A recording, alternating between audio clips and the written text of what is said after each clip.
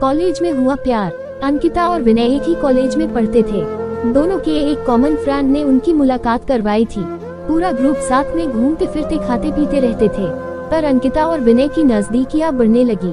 देखते ही देखते उनको एक दूसरे से प्यार हो गया। अब वह दोनों अकेले वक्त बिताने लगे। साथ में घूमना, साथ में मूवी देखने जाना, साथ में पढ़ना, वह हर चीज एक साथ ही करते थे। देखते ही देखते कॉलेज खत्म हो गया और उनका मिलना भी कम हो गया। एक बार अंकिता और विनय दोनों एक समुद्र किनारे बैठे थे। अंकिता ने विनय से कहा, अब तो हमारी कॉलेज भी खत्म हो गई है, अब हम एक दूसरे के साथ वक्त कैसे बिताएंगे, और अब जल्द ही मेरे घर वाले मेरी शादी करवा देंगे।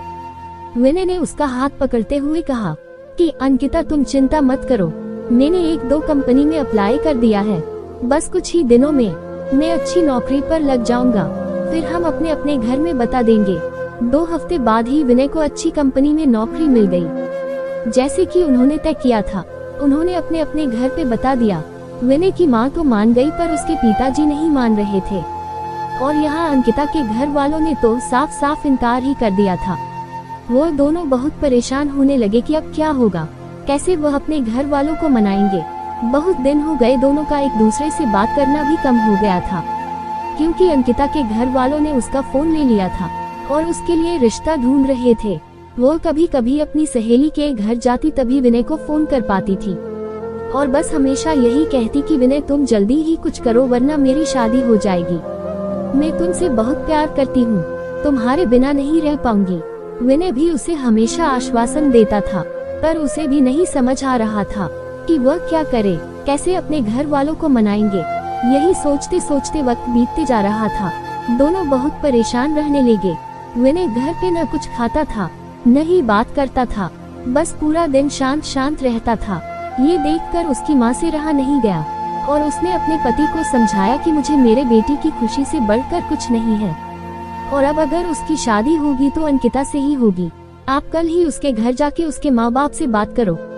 अगले ही दिन विनय के पापा अंकिता के घर गए और अंकिता के माँ बाप से बात की, और उन्हें समझाया कि हमारे बच्चों की खुशी में ही हमारी खुशी होगी। मेरा बेटा एक अच्छी कंपनी में काम करता है, और उसकी तनख्वाह भी अच्छी है, वह आपकी बेटी को खुश रखेगा। विनय के पिताजी की बात सुनकर अंकिता के माँ बाप मान गए और शादी के लिए राजी हो गए। विनय और अंकिता की शादी धूमधाम से हुई। दोनों बहुत खुश थे। वो अपने हनीमून के लिए शिमला गए। हनीमून से लौटते ही विनय अपने काम पे लग गया।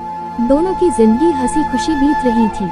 उनकी शादी को अब 2 साल होने वाले थे, पर उन्हें अभी तक कोई बच्चा नहीं हुआ था। घर वाले, रिश्तेदार, सब लोग अंकिता से हमेशा यही सवाल पूछते थे कि खुशखबरी कब दे रही हो, पर वह हमेशा मुस्कुराकर बात टाल देती थी। विनय और अंकिता भी बच्चा चाहते थे, पर उन्हें हो नहीं रहा था। बहुत डॉक्टरों को दिखाया, सब टेस्ट भी करवाए, लेकिन कुछ फायदा नहीं हुआ। अंकिता की सास उसे बाबा के पास भी ले गई, पर वहाँ से भी सिर्फ निराशा ही हाथ आई। अंकिता बहुत परेशान थी।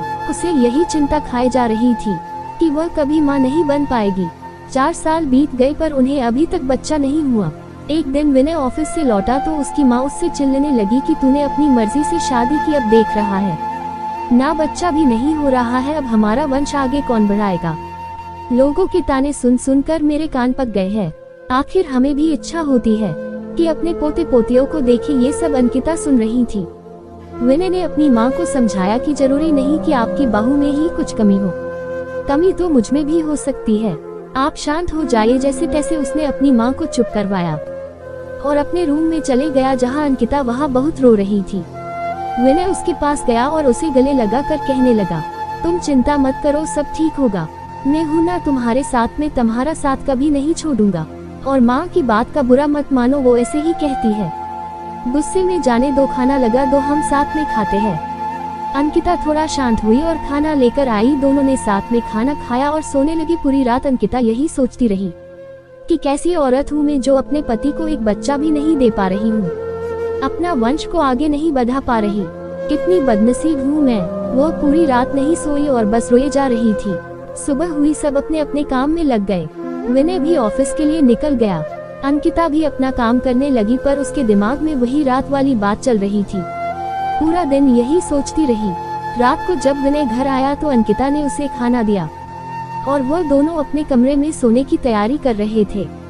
कि तब अचानक अंकिता ने विनय से कहा कि क्यों न हम एक बच्चा गोद ले ले। अब हमें तो बच्चा नहीं हो रहा, क्यों न हम किसी बच्चे को गोद ले और उससे माँ बाप का सुख दे और हमें भी बच्चे का सुख मिल जाएगा। विनय ये बात सुनकर बहुत खुश हुआ। वो दोनों दूसरे ही दिन एक दत्तक ग्रहण संस्था में गए और वहाँ पूरी बात बताई। दत्तक ग्रहण संस्था वालों ने कहा कि आप एक फॉर्म भर दीजिए, जैसे जैसे ही सब जांच पड़ताल हो जाएगी आपको फोन आ जाएगा। उन्होंने फॉर्म भरा और एक आशा के साथ घर लौटे कि शायद अब उनकी परेशानी दूर हो जाएगी। 6 महीने हो गए उनको कॉल नहीं आया। विनय जब भी वहाँ जाता वह लोग उससे एक ही जवाब देते कि कॉल आ जाएगा, पर इंतजार की गाड़ी अब बढ़ती जा रही थी। अब अंकिता हिम्मत हार चुकी थी, वो पूरी तरह से टूट चुकी थी। विनय भी आखिर कितना उसको समझा पाता, दोनों थक चुके थे। उन्हें अभी कोई उम्मीद ही नहीं रही थी कि वह कभी माँ बाप बन पाएंगे। पर विनय ने अंकिता का साथ और कोशिश करना नहीं छोड़ा। वो हर 2 दिन में संस्था जाता था। इंतजार करते करते 8 महीने हो गए थे और एक दिन अचानक विनय को कॉल आता है कि आप दत्तक ग्रहण संस्था में आ जाए, आपके लिए एक खुशखबरी है। उसने तुरंत अंकिता को फोन करके दत्तक ग्रहण संस्था आने के लिए कहा। दोनों वहां पहुंचे तो उन्हें पता चला कि उनको एक बेटी गोद दी जा रही है, जो कि सिर्फ 5 महीने की है। विनय और अंकिता की खुशी का ठिकाना नहीं रहा। विनय तो खुशी के मारे वही नाचने लगा। वो दोनों उस बच्ची को लेकर घर आए। विनय की माँ ने उनका पूजा की थाली से स्वागत किया। उन्होंने उसका नाम किरण रखा, जैसे वो उनकी जिंदगी में आशा की किरण हो। वो सब बहुत खुश थे। आखिर उन्हें अपनी बेटी जो मिल गई थी और वह अच्छे से खुशहाल जिंदगी जीने लगे।